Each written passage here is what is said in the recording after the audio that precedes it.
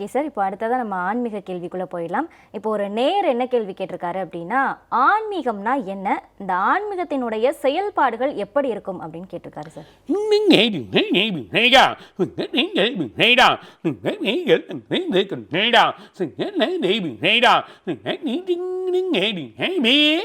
ஆன்மீகம் முதல்ல ஆன்மீகம்னா self realisation. அதுதான் நம்மளோட உண்மையான மெடிடேஷன். தன்னை பற்றி தெரிஞ்சு கொள்வது, தன்னை அறிதல். தன்னை அறிஞ்சாதான் மற்றவங்களுக்கு உலகுக்கு வழிகாட்டியாக இருக்கக்கூடிய நிலைமை நம்ம செய்ய முடியும். அதுதான் ஆன்மீகம். அதுதான் ஆன்மீகத்தோட வழி. அதுதான் ஆத்மா. ஆத்மா அதாவது உயிர். உயிரை வந்து துரிதமாக்குறது தான் ஆத்மா. எப்படி ஆத்மா வந்து துரிதமாக்க முடியுமோ நம்ம செயல் மெடிடேஷன் பண்ணுறது, அதாவது டெய்லி நம்ம ப்ரேயர் வந்து நிறைய எடுத்துன்னு போகணும். ஆன்மீகத்தில் எல்லாமே நிறைய வழிகள் உண்டு. ஒன்று மந்திரங்கள் மூலிமா ப்ரேயர் எடுத்துன்னு போகலாம். அது இல்லாமல் மெடிடேஷன், ஆதார சக்கரங்கள், உடலில் இருக்கக்கூடிய ஆதார சக்கரங்களை எப்படி வலுப்படுத்தி ஒவ்வொரு சக்கரங்களையும் இயக்கங்கள் அதை உருவாக்கி அந்த உருவாக்கக்கூடிய சகசாரத்துலேருந்து இடத்துல இருக்கக்கூடிய நிலையை நம்ம திறந்து அதிலிருந்து ஆகாயத்தில் இருக்கக்கூடிய காஸ்மிக் எனர்ஜியில் போய் நம்ம கலக்கணும்.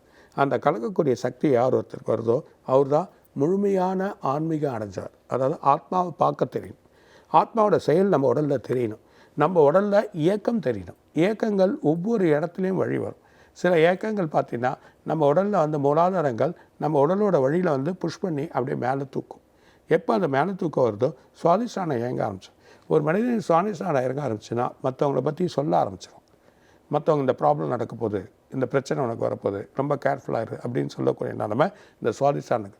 மணிப்பூரகம் வர சொல்ல அந்த மணிப்பூரத்தில் வெளிச்சங்கள், அதாவது இயற்கையாக நடக்கக்கூடிய விஷயங்கள், இயற்கையில் என்னென்ன வழிகள் வருது எல்லாத்தையும் தெரிஞ்சிக்கக்கூடிய தன்மைகள் அந்த மணிப்பூரத்துக்கு.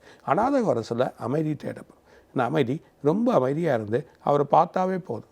அந்த ஆன்மீக நாளில் அந்த அநாச்சக்கரத்தில் அவர் போய் பார்த்தா போதும், வாய் திறந்து சொல்லணும்னு அவசியம் இல்லை. அந்த மாதிரி ஒரு ஒளி ரூபம் உடல் தன்மைகள் மாறக்கூடிய தன்மை அநாதகத்துக்கு உண்டு. விசுத்தி சொல்லக்கூடிய தன்மைகள்லாம் வெற்றியாக இருக்கும், சொல்லக்கூடியதெல்லாம் உண்மையாக இருக்கும், சொல்லக்கூடியதெல்லாம் ஒரு வழிகாட்டியாக இருக்கும். அதுதான் அந்த விசுத்தி நமக்கு ஓப்பன் ஆகும். அது ஆக்னி. இந்த ஆக்னி சக்கரம் நம்ம திறந்ததுன்னா உடலை ஸ்கேன் பண்ணிடும். அதுதான் சிவம். உங்கள் உடம்புல ஃபுல்லாக ஸ்கேன் பண்ணி நோயிலேருந்து உங்களோட பிரச்சனையிலேருந்து அதுதான் ஆத்மா வெளிப்படுறது. ஆத்மா எப்போ வெளிப்பட்டதோ ஒருத்தர் உடலில் இருக்கக்கூடிய பிரச்சனையிலேருந்து எல்லா வழிமுறைகளையும் சொல்லக்கூடிய தன்மை இந்த வழி உண்டு. அதுதான் இந்த ஆக்னி சக்கரம். சகசாரம் நீ இறைவன் கிட்ட போய் சேர்றதுக்கு உன்னோட வழி. நீ செயல் பண்ணதெல்லாம் நல்லா இருந்தால் உன் கர்மா நல்லபடியாக இருக்கப்போ உன்னோட ஆத்மா செயல்பாடாக இருந்ததுதான் அந்த ஆத்மா இறைவன் கிட்ட போய் சேர்றதுக்கான சகசாரத்தோட வழியை வந்து அங்கே போய் தொடர்பு கிடைக்கும்.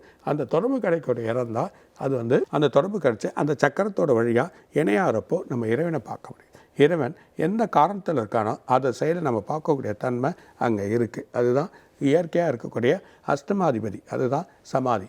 அந்த அஷ்டத்துக்கு போகக்கூடிய நிலைமை தான் சமாதி ஆகுது. அதுதான் இந்த தத்துவமே. இந்த தத்துவத்தோட வழியை அவ்வளோ அழகாக நமக்கு கொடுத்துருக்காங்க. அதுதான் ஆன்மீகம். ஆன்மீகம்ன்றது முழுத்தன்மை. மனிதனே இறைவனாகக்கூடிய தன்மை தான் இந்த ஆன்மீகம். ஆத்மா தான் இறைவன்.